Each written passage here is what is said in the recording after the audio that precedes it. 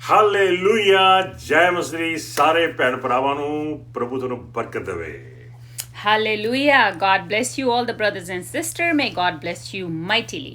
ਆਓ ਪਰਮੇਸ਼ਰ ਦੇ ਵਚਨ ਦੇ ਵਿੱਚ ਸਿੱਧਾ ਜਾਵਾਂਗੇ Let's go in the Word of God right away. ਪ੍ਰਭੂ ਦੇ ਬਣਾਉ ਜਿਹੜੀ ਪ੍ਰਕਾਸ਼ ਦੀ ਪੋਥੀ ਆ ਇਹ ਇੱਕੋ ਹੀ ਪੋਥੀ ਆ ਜਿਹਨੂੰ ਅੰਗਰੇਜ਼ੀ ਦੇ ਵਿੱਚ ਰੈਵਲੇਸ਼ਨ ਕਹਿੰਦੇ ਨੇ ਜਿਹੜੀ ਰਿਵੀਲ ਕਰਕੇ ਲਿਖੀ ਗਈ ਆ And in the Bible, the book of Revelation is the only book that has been revealed. That is Revelation, book of Revelation in the Bible. ਜਦੋਂ ਯਹੰਨਾ ਨੂੰ ਇਹ ਕਿਤਾਬ ਦਿਖਾਈ ਗਈ ਇਹ ਵਿਜ਼ਨ ਦਿਖਾਇਆ ਗਿਆ ਤੇ ਯਹੰਨਾ ਨੇ ਲਿਖਿਆ ਤੇ ਬਾਅਦ ਵਿੱਚ ਜਾ ਕੇ ਯਹੰਨਾ ਨੂੰ ਕਿਹਾ ਗਿਆ ਇਹਦੇ ਤੇ ਮੋਹਰ ਨਾ ਲਾਈ ਇਹਨੂੰ ਸੀਲ ਨਾ ਕਰੀ ਇਹਨੂੰ ਬੰਦ ਨਾ ਕਰੀ ਇਹਨੂੰ ਖੁੱਲੀ ਰਹਿਣ ਦੇ ਇਹਨੂੰ ਰੈਵਲੇਸ਼ਨ ਬਣੀ ਹੋਈ ਰਹਿਣ ਦੇ And when John had this vision to write this book, he was told to not to seal it at the end, leave it open. So it's a revelation, leave it open. ਪ੍ਰਭੂ ਦੇ ਮੈਨੂੰ ਅੱਜ ਦਾ ਸਨੇਹਾ ਜਿਹੜਾ ਮੈਂ ਤੁਹਾਡੇ ਨਾਲ share ਕਰਨਾ ਚਾਹੁੰਦਾ ਹਾਂ ਅੱਜ ਆਪਾਂ ਇੱਕ ਐਸੀ ਬਰਕਤ ਵਾਲੀ ਚੀਜ਼ ਦੇਖਾਂਗੇ ਬਾਈਬਲ ਦੇ ਵਿੱਚ ਜਿਹੜੀ ਸਾਰੀ ਬਾਈਬਲ ਦਾ ਏਮ ਆ And today, brothers and sisters, what I want to share with you, it's such a blessed title or thing that we're going to see it. That's the main, like the aim of the Bible. Sorry Bible ਜਿਹੜੀ ਆ ਉਹਦਾ focus ਇਸ ਸਮੇਂ ਤੇ ਪੈਂਦਾ ਆ The focus of the whole Bible is on this particular time. ਜੀ ਹਾਂ ਅੱਜ ਮੈਂ ਪ੍ਰਭੂ ਯਿਸੂ ਮਸੀਹ ਜੀ ਦੇ ਦੁਬਾਰਾ ਆਉਣ ਦੇ ਉੱਤੇ ਗੱਲਬਾਤ ਕਰਨੀ ਹੈ And yes, I am going to talk about for the second coming of Lord Jesus Christ. ਪ੍ਰਭੂ ਯਿਸੂ ਮਸੀਹ ਜੀ ਇੱਕ ਵਾਰ ਤਾਂ ਆ ਚੁੱਕੇ ਨੇ ਲੇਕਿਨ ਹੁਣ ਦੂਸਰੀ ਵਾਰ ਆ ਰਹੇ ਨੇ ਤੇ ਜਦੋਂ ਦੂਸਰੀ ਵਾਰ ਆਣਗੇ ਪ੍ਰਭੂ ਤੇ ਪੈਣੋ ਉਹ ਨਜ਼ਾਰਾ ਬੜੀ ਬਰਕਤ ਵਾਲਾ ਤੇ ਜ਼ਬਰਦਸਤ ਹੋਵੇਗਾ And yes, Lord Jesus Christ came once and now it's going to be his second coming, and that particular scene will be a mighty, mighty scene. ਪਹਿਲੀ ਦਫਾ ਉਹ ਸਵਰਗ ਤੋਂ ਆਏ ਮਾਤਾ ਮਰੀਮ ਦੀ ਕੁੱਖ ਦੇ ਵਿੱਚੋਂ ਦੀ ਬੱਚੇ ਦਾ ਰੂਪ ਧਾਰ ਕੇ ਪੈਦਾ ਹੋਏ ਤੇ 30 ਸਾਲ ਦੀ ਉਮਰ ਸੀਗੀ ਉਹਨਾਂ ਦੀ ਜਦੋਂ ਸਲੀਬ ਚੜ੍ਹ ਗਏ ਤੇ ਮਰਨ ਤੋਂ 3 ਦਿਨ ਬਾਅਦ ਜੀ ਉੱਠੇ ਤੇ 50 ਦਿਨ ਬਾਅਦ ਦੁਬਾਰਾ ਫਿਰ ਵਾਪਸ ਸਵਰਗ ਨੂੰ ਚੱਕੇ ਗਏ ਸਰੀਰ ਦੇ ਵਿੱਚ And yes, he came to this earth first, and he had a birth from Virgin Mary, and after 30 years of age, then again he was taken, and after 3 days he resurrected again, and after 50 days he was taken to heaven again. ਉਹਨੂੰ first coming ਕਹਿੰਦੇ ਨੇ ਲੇਕਿਨ ਹੁਣ ਜਿਹੜੀ second coming ਹੈਗੀ ਆ ਪ੍ਰਭੂ ਇਹ ਪ੍ਰਭੂ ਯਿਸੂ ਮਸੀਹ ਸਵਰਗੋਂ ਆਣਗੇ ਤੇ ਗਲੋਰੀਫਾਈਡ ਬੋਡੀ ਵਿੱਚ ਆਣਗੇ And that was called the first coming. And now the second coming, Lord Jesus will come from heaven and he will come in his glorified body. Second coming ਦੇ ਵਿੱਚ ਦੋ ਕਮਿੰਗਸ ਨੇ ਪਹਿਲੀ ਕਮਿੰਗ ਨੂੰ ਸੀਕ੍ਰੇਟ ਕਮਿੰਗ ਕਹਿੰਦੇ ਨੇ ਜਦੋਂ ਪ੍ਰਭੂ ਯਿਸੂ ਮਸੀਹ ਨੇ ਸਿਰਫ ਬਦਲਾਂ ਤੱਕ ਹੀ ਆਣਾ ਆ ਤੇ ਉਹ ਚਰਚ ਨੂੰ ਲੈ ਕੇ ਜਾਣ ਵਾਸਤੇ ਆਣਾ ਹੈ ਲੇਕਿਨ ਉਹ ਤੋਂ 7 ਸਾਲ ਬਾਅਦ ਉਹ ਵਿਜ਼ੂਅਲੀ ਸਵਰਗ ਤੋਂ ਆਣਗੇ ਇਸ ਧਰਤੀ ਤੇ And the second coming has kind of two portions. The first one is when it will be like a secret coming, when he will come to take the church. And after that, the second time, he will come after 7 years of period. ਆਓ ਦੇਖੀਏ Bible ਦੇ ਵਿੱਚ ਕਿੱਥੇ ਲਿਖਿਆ ਹੋਇਆ ਹੈ ਇਹਦੇ ਬਾਰੇ ਤੇ ਆਪਾਂ ਰੈਵਲੇਸ਼ਨ ਦੀ ਕਿਤਾਬ ਦੇ ਵਿੱਚ 19ਵੇਂ ਚੈਪਟਰ 'ਚ ਜਾਵਾਂਗੇ ਉਹਦੇ ਆਪਾਂ ਵਰਸ 11 ਤੋਂ ਲੈ ਕੇ ਵਰਸ 16 ਤੱਕ ਪੜਾਂਗੇ And we're going to see where it talks about in the Word of God. And it's in the book of Revelations, chapter 19, verse 11 to 16, we will read.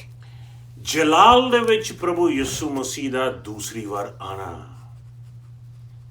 And of Lord Jesus Christ, the second coming will be in glory.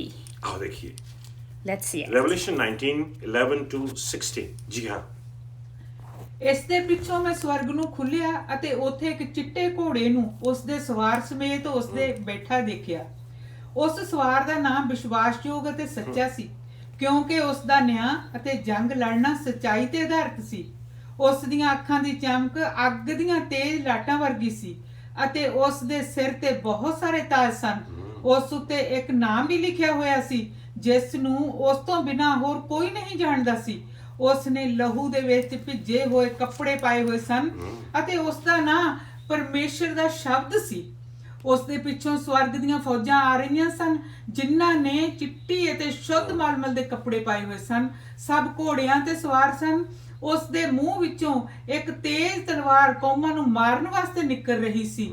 ਉਹ ਲੋਹੇ ਦੇ ਰਾਜ ਦੰਡ ਨਾਲ ਉਹਨਾਂ ਤੇ ਰਾਜ ਕਰੇਗਾ ਅਤੇ ਸਰਵ ਸ਼ਕਤੀਮਾਨ ਪਰਮੇਸ਼ਰ ਦੇ ਗੁੱਸੇ ਦੇ ਰਸ ਨੂੰ ਜੋ ਕ੍ਰੋਧ ਦੇ ਕੋਲੂ ਵਿੱਚੋਂ ਬਾਹਰ ਨਿਕਲ ਰਿਹਾ ਹੈ ਪੈਰਾਂ ਹੇਠ ਮਿੱਧੇਗਾ।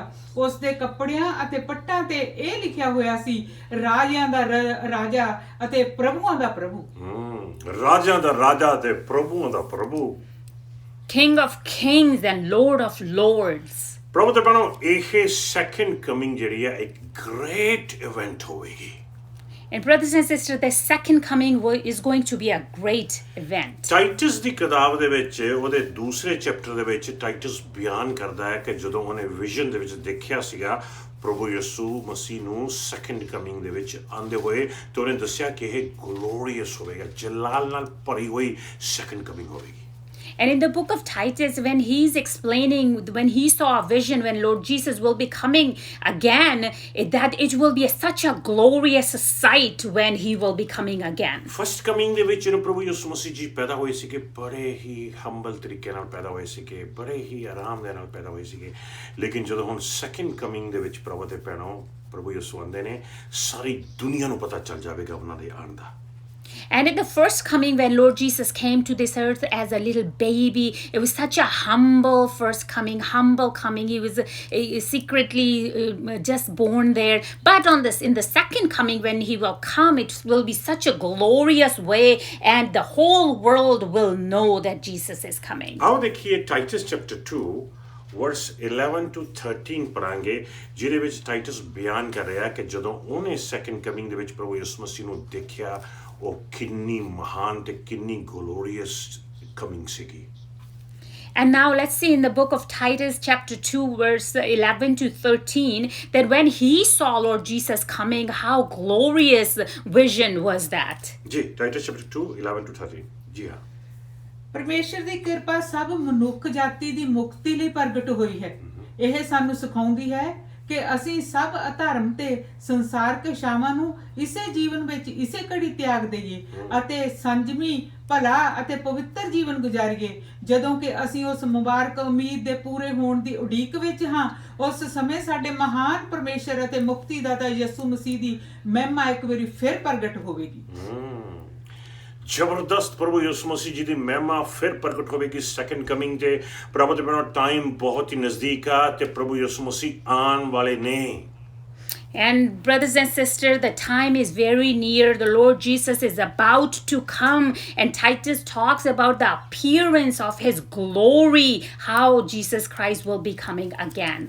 ਫਸਟ ਥੈਸਲੋਨੀਅਨਸ ਦੇ ਵਿੱਚ ਚੈਪਟਰ 4 ਦੇ ਵਿੱਚ ਤੇ 17ਵਾਂ ਤੇ 18ਵਾਂ ਵਰਸ ਪੜਾਂਗੇ ਆਪਾਂ, ਜਿਹਦੇ ਵਿੱਚ ਆਪਾਂ ਨੂੰ ਪਤਾ ਚੱਲੇਗਾ ਕਿ ਜਿਹੜੀ ਸੈਕੰਡ ਕਮਿੰਗ ਹੈਗੀ ਆ, ਉਦੋਂ ਪ੍ਰਭੂ ਯਿਸੂ ਮਸੀਹ ਧਰਤੀ ਤੇ ਉਤਰਨਗੇ। ਕਿਉਂਕਿ ਜਿਹੜੀ ਸੈਕੰਡ ਕਮਿੰਗ ਦਾ ਜਿਹੜਾ ਪਹਿਲਾ ਹਿੱਸਾ ਮੈਂ ਦੱਸਿਆ ਤੁਹਾਨੂੰ, ਜਿਹੜੀ ਸੀਕ੍ਰੇਟ ਕਮਿੰਗ ਸੀ, ਉਹ ਸਿਰਫ ਬੱਦਲਾਂ ਤੱਕ ਪਹੁੰਚੇ ਸੀਗੇ ਤੇ ਚਰਚ ਨੂੰ ਚੁੱਕ ਲਿਆ ਸੀਗਾ। ਲੇਕਿਨ ਫਿਰ 7 ਸਾਲ ਬਾਅਦ ਪ੍ਰਭੂ ਯਿਸੂ ਧਰਤੀ ਤੇ ਵਾਪਸ ਆ ਰਹੇ ਨੇ। And I want to tell you again, when the first coming, when Lord Jesus will be coming, he will be only up to the clouds and the church will be lifted up. But after the 7 years, when he comes again, that's when he will come to the earth. ਆਓ ਪੜ੍ਹੀਏ first ਥੈਸਲੋਨੀਅਨਸ chapter 4 verse 17 and 18।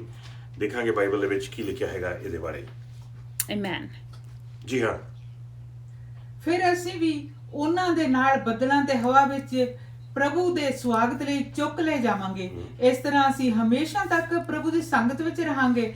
ਤੁਸੀਂ ਸਭ ਇੱਕ ਦੂਜੇ ਨੂੰ ਇਹਨਾਂ ਸ਼ਬਦਾਂ ਨਾਲ ਧੀਰਜ ਦੇਵੋ। ਇੱਥੇ ਸੀਕ੍ਰੇਟ ਕਮਿੰਗ ਦੇ ਬਾਰੇ ਦੱਸਿਆ ਹੈ। ਮੈਂ ਤੁਹਾਨੂੰ ਦੱਸਿਆ ਵੀ ਸੈਕੰਡ ਕਮਿੰਗ ਦੇ ਦੋ ਹਿੱਸੇ ਨੇ। ਪਹਿਲਾ ਸੀਕ੍ਰੇਟ ਕਮਿੰਗ ਜਦੋਂ ਪ੍ਰਭੂ ਯਿਸੂ ਮਸੀਹ ਨੇ ਬੱਦਲਾਂ ਤੇ ਆਉਣਾ ਆ, ਤੇ ਦੂਸਰੀ ਸੈਕੰਡ ਕਮਿੰਗ ਜਦੋਂ ਧਰਤੀ ਤੇ ਆਉਣਾ ਆ ਉਹਨਾਂ ਨੇ ਚਿੱਟੇ ਘੋੜੇ ਤੇ। ਸੋ ਪ੍ਰਭੂ ਦੇ ਮਨੋਂ ਜਦੋਂ ਪ੍ਰਭੂ ਯਿਸੂ ਨੇ ਬੱਦਲਾਂ ਤੇ ਆਉਣਾ, ਉਦੋਂ ਚਰਚ ਚੁੱਕਿਆ ਜਾਵੇਗਾ। And this is here in this verse, it's talking about the secret coming. That is the first part of his second coming, when he will come on the clouds and the church will be lifted up. ਤੇ ਜਦੋਂ church ਚੁੱਕਿਆ ਜਾਂਦਾ ਆ, ਪ੍ਰਭੂ ਦੇ ਮਨੋਂ ਪਰਮੇਸ਼ਰ ਦਾ ਵਚਨ ਕਹਿੰਦਾ ਹੈ ਕਿ ਉਦੋਂ ਸਵਰਗ ਦੇ ਵਿੱਚ ਇੱਕ ਦਰਵਾਜ਼ਾ ਖੁੱਲ ਜਾਂਦਾ ਆ। And when the church will be lifted up, the word says that in heaven the door gets open. ਪ੍ਰਭੂ ਯਿਸੂ ਮਸੀਹ ਜੀ ਨੇ ਬੱਦਲਾਂ ਦੇ ਉੱਤੇ ਕਲੀਸਿਆ ਨੂੰ ਇਕੱਠੇ ਕਰਨਾ ਹੈਗਾ, ਤੇ ਉਹ ਤੋਂ ਬਾਅਦ ਸਾਰੇ ਚਰਚ ਨੂੰ ਸਾਰੀ ਬ੍ਰਾਈਡ ਨੂੰ ਪ੍ਰਭੂ ਜੀ ਨੇ ਦੁਲਹਨ ਨੂੰ ਬਦਲਾਂ ਤੋਂ ਲੈ ਕੇ ਉਹਨਾਂ ਨੇ ਸਵਰਗ ਦੇ ਵਿੱਚ ਜਾਣਾ ਹੈ ਤੇ ਜਦੋਂ ਸਵਰਗ ਦੇ ਵਿੱਚ ਦਾਖਲ ਹੁੰਦੇ ਨੇ ਉਦੋਂ ਪ੍ਰਭੂ ਦੇ ਪਰੋਂ ਇੱਕ ਦਰਵਾਜ਼ਾ ਖੁੱਲ ਜਾਂਦਾ ਹੈ ਸਵਰਗ ਦੇ ਵਿੱਚ And brothers and sisters, on the clouds, the whole church will be gathered there together. And from that point, Lord Jesus will be taking his bride to heaven. And when he's going to be entering the heaven, a gate will be opened there for the Revelation church. chapter 4 verse 1 ਦੇ ਵਿੱਚ ਦੇਖਾਂਗੇ ਇਸ ਦਰਵਾਜ਼ੇ ਨੂੰ ਖੁੱਲਦੇ ਹੋਏ ਮੈਂ ਤੁਹਾਨੂੰ ਦੱਸਣਾ ਚਾਹੁੰਦਾ ਹਾਂ ਕਿ ਰੈਵਲੇਸ਼ਨ ਚੌਥੇ ਚੈਪਟਰ ਦੇ ਵਿੱਚ ਇਹ ਰੈਪਚਰ ਹੋ ਜਾਂਦੀ ਹੈ ਤੇ ਚੌਥਾ ਚੈਪਟਰ ਜਿਹੜਾ ਵਰਸ 1 ਆ ਉਹਦੇ ਵਿੱਚ ਥੋੜੀ ਜਿਹੀ ਰੈਪਚਰ ਦੀ ਝਲਕ ਆਪਾਂ ਨੂੰ ਨਜ਼ਰ ਆਉਂਦੀ ਹੈਗੀ ਆ ਜੋ ਯਹੋਨਾ ਆਪਾਂ ਨੂੰ ਦੱਸਦਾ ਆ And I want to tell you, in the book of Revelation, the chapter 4 is when after the rapture portion it's shown. So in chapter 4 verse 1, we see a little glimpse of that portion. ਜੀ ਹਾਂ ਇਸ ਦੇ ਪਿੱਛੋਂ ਮੈਂ ਦੇਖਿਆ ਕਿ ਸਵਰਗ ਵਿੱਚ ਇੱਕ ਦਰਵਾਜ਼ਾ ਖੁੱਲ ਗਿਆ ਹੈ ਇਸ ਦੇ ਨਾਲ ਹੀ ਮੈਂ ਬਿਗਲ ਦੀ ਆਵਾਜ਼ ਵਰਗੀ ਇੱਕ ਆਵਾਜ਼ ਸੁਣੀ ਜੋ ਮੈਨੂੰ ਕਹਿ ਰਹੀ ਸੀ ਇੱਥੇ ਉੱਤੇ ਆ ਅਤੇ ਮੈਂ ਤੈਨੂੰ ਹੁਣ ਉਹ ਸਭ ਦਿਖਾਵਾਂਗਾ ਜੋ ਇਸ ਦੇ ਪਿੱਛੋਂ ਹੋਣ ਵਾਲਾ ਹੈ ਯਾਨੀ ਕਿ ਪਰਮੇਸ਼ਰ ਵਚਨ ਕਹਿੰਦਾ ਹੈ ਕਿ ਇੱਕ ਤੁਰੀ ਫੂਕੀ ਜਾਵੇਗੀ And the word of God says that a trumpet will be blown. ਇਹ ਵਰਸ ਕਹਿੰਦਾ ਆ ਉਹ ਤੁਰੀ ਜਿਹੜੀ ਹੈਗੀ ਆ ਉਹ ਇੱਕ ਆਵਾਜ਼ ਆ ਉਹ ਬਿਗਲ ਵਾਂਗੂ ਇੰਨੀ ਉੱਚੀ ਆ ਇੰਨੀ ਤਿੱਖੀ ਆ ਲੱਗਦੀ ਤੁਰੀ ਆ ਲੇਕਿਨ ਉਹ ਇੱਕ ਆਵਾਜ਼ ਆ ਜੋ ਪਰਮੇਸ਼ਰ ਕਹਿੰਦਾ ਹੈ ਉੱਪਰ ਨੂੰ ਆ ਜਾਓ And the word of God says that it's actually a voice, but it sounds like a trumpet that is calling. That voice is saying, come up here. ਅੱਗੇ ਜਾ ਕੇ ਰੈਵਲੇਸ਼ਨ ਚੈਪਟਰ 11 ਵਰਸ 9 ਦੇ ਵਿੱਚ ਵੀ ਕੁਝ ਹੋਰ ਲੋਕਾਂ ਦੀ ਰੈਪਚਰ ਹੁੰਦੀ ਹੈ ਤੇ ਉਹ ਵੀ ਚੱਕੇ ਜਾਂਦੇ ਨੇ ਸਵਰਗ ਨੂੰ ਉੱਥੇ ਵੀ ਇੱਕ ਦਰਵਾਜ਼ਾ ਖੁੱਲਦਾ ਆ And then later on, we also see in chapter 9, Revelation chapter 9, that there's another door open when some other people takes place. They're taken up in a rapture. Revelation 11:19 ਜੀ ਹਾਂ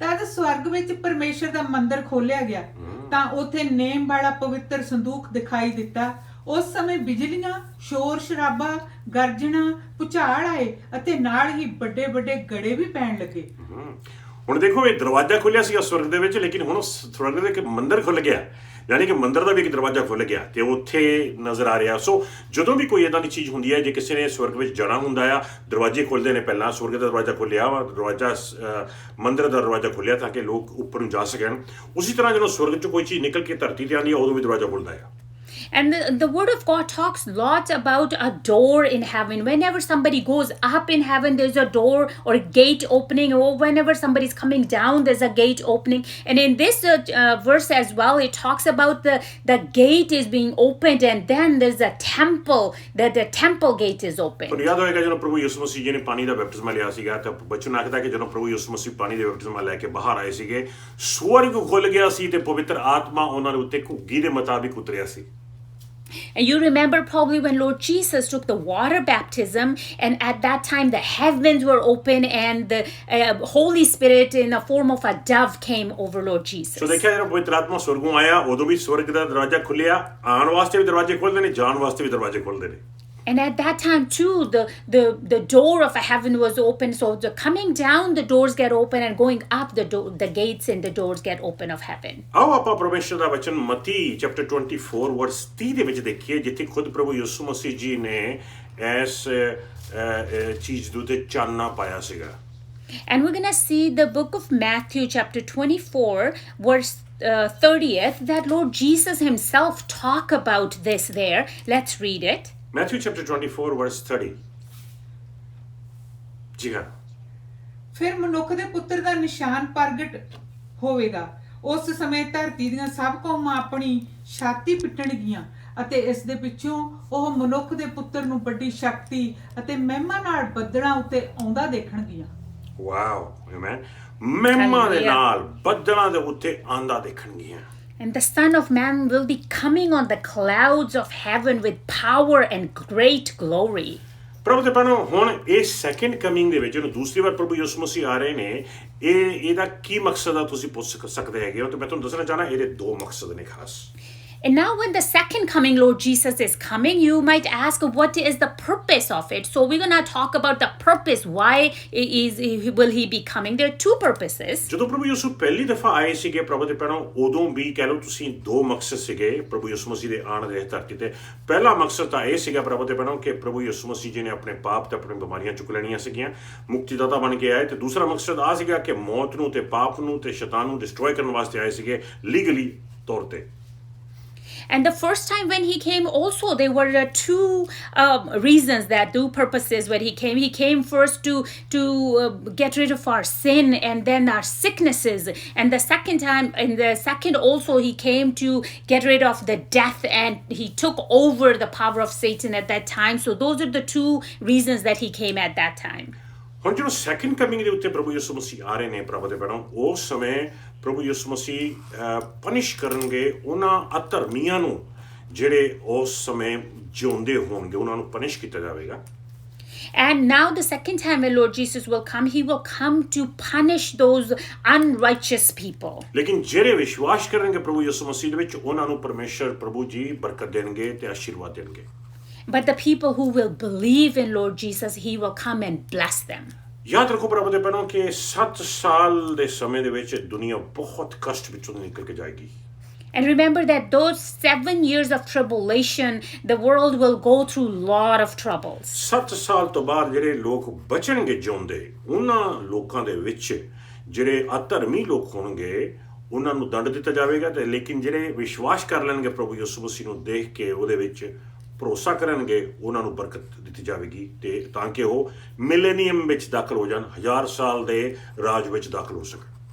And the people in that 7 years of period, the people who will be unrighteous, they will be punished. But those people who will believe in Lord Jesus Christ, they will be blessed, and they will be saved, and they will be coming together. They will be taking part in the millennium 1000-year period as well. Second Thessalonians chapter 1 ਦੇ ਵਿੱਚ ਬਹੁਤ ਵਿਸਥਾਰ ਦੇ ਨਾਲ ਲਿਖਿਆ ਹੋਇਆ ਆ, ਤਾਂ ਕਿ ਤੁਸੀਂ ਪੂਰੇ ਤਰੀਕੇ ਦੇ ਨਾਲ ਇਹਨੂੰ ਅੰਡਰਸਟੈਂਡ ਕਰ ਲਓ। ਜਦੋਂ ਪ੍ਰਭੂ ਯਿਸੂ ਨੇ ਸੈਕੰਡ ਕਮਿੰਗ 'ਚ ਆਉਣਾ ਹੈ ਤੇ ਆ ਕੇ ਉਹਨਾਂ ਨੇ ਕੀ ਕਰਨਾ ਹੈ, ਕੀ ਉਹਨਾਂ ਦੇ ਪਰਪਸ ਕੀ ਹੋਏਗਾ ਖਾਸ, ਇਹਦੇ ਬਾਰੇ।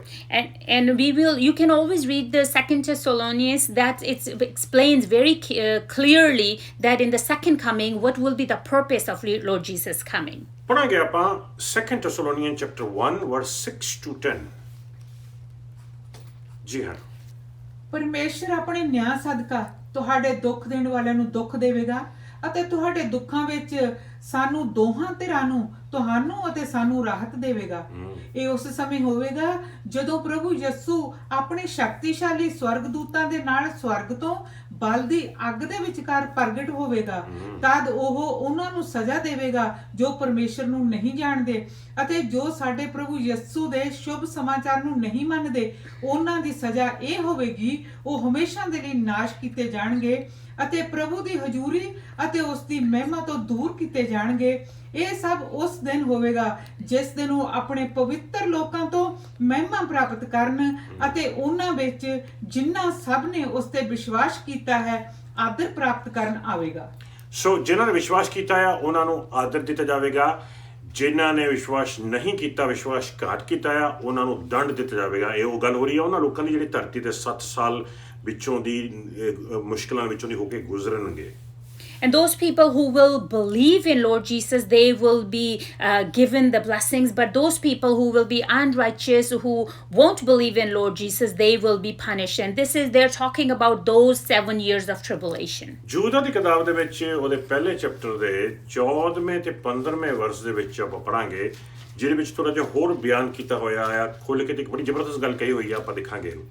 And we're going to see in the book of Jude, chapter 1, verse 14 and 15, and such a important thing written in there. So let's read it. ਇੱਥੇ ਪ੍ਰਭੂ ਯਿਸੂ ਮਸੀਹ ਦੇ ਸੈਕੰਡ ਕਮਿੰਗ ਦੇ ਬਾਰੇ ਲਿਖਿਆ, ਲੇਕਿਨ ਦੇਖਣ ਵਾਲੀ ਗੱਲ ਇਹ ਹੈਗੀ ਹੈ ਜਦੋਂ ਲਿਖਿਆ ਹੈ ਕਿ ਪ੍ਰਭੂ ਯਿਸੂ ਮਸੀਹ ਦੁਬਾਰਾ ਵਾਪਸ ਆ ਰਹੇ ਨੇ, ਤੁਸੀਂ ਦੇਖੋ ਵੀ ਉਹ ਹਜ਼ਾਰਾਂ, ਕਈ ਲੋਕ ਕਹਿੰਦੇ ਨੇ ਵੀ ਹਜ਼ਾਰਾਂ ਮਿਲੀਅਨ ਐਂਜਲਸ ਦੇ ਨਾਲ ਵਾਪਸ ਆਣਗੇ। ਲੇਕਿਨ ਧਿਆਨ ਨਾਲ ਦੇਖੋ ਵਚਨ 'ਚ ਕੀ ਲਿਖਿਆ, ਐਂਜਲਸ ਲਿਖਿਆ ਜਾਂ ਕੀ ਲਿਖਿਆ। And some people say at that time, Lord Jesus will be coming with thousands and millions of angels. But let's see carefully. Is it actually angels that he will be coming with? ਆਓ ਪੜਾਂਗੇ ਪਰਮੇਸ਼ਰ ਵਚਨ ਵਿੱਚੋਂ first ਯਹੂਦਾ ਦੀ ਕਿਤਾਬ ਉਹਦਾ ਪਹਿਲਾ chapter ਤੇ ਉਹਦਾ 14ਵਾਂ ਤੇ 15ਵਾਂ ਵਰਸ ਆਪਾਂ ਦੇਖਾਂਗੇ। ਜੀ ਹਾਂ। ਹਨੋਕ ਜੋ ਆਦਮ ਦੀ 7ਵੀਂ ਪੀੜ੍ਹੀ ਸੀ, ਉਸ ਨੇ ਵੀ ਇਹਨਾਂ ਦੇ ਬਾਰੇ ਇਹ ਭਵਿੱਖਬਾਣੀ ਕੀਤੀ, ਚੌਕਸ ਰਹੋ, ਪ੍ਰਭੂ ਆਪਣੇ ਪਵਿੱਤਰ ਜਨਾਂ ਦੇ ਇੱਕ ਵੱਡੇ ਦਲ ਨਾਲ ਆ ਰਿਹਾ ਹੈ। ਪ੍ਰਭੂ ਆਪਣੇ ਪਵਿੱਤਰ ਜਨਾਂ ਦੇ ਇੱਕ ਵੱਡੇ ਦਲ ਨਾਲ ਆ ਰਿਹਾ ਹੈ। And it says that the Lord is coming with thousands and thousands of his people.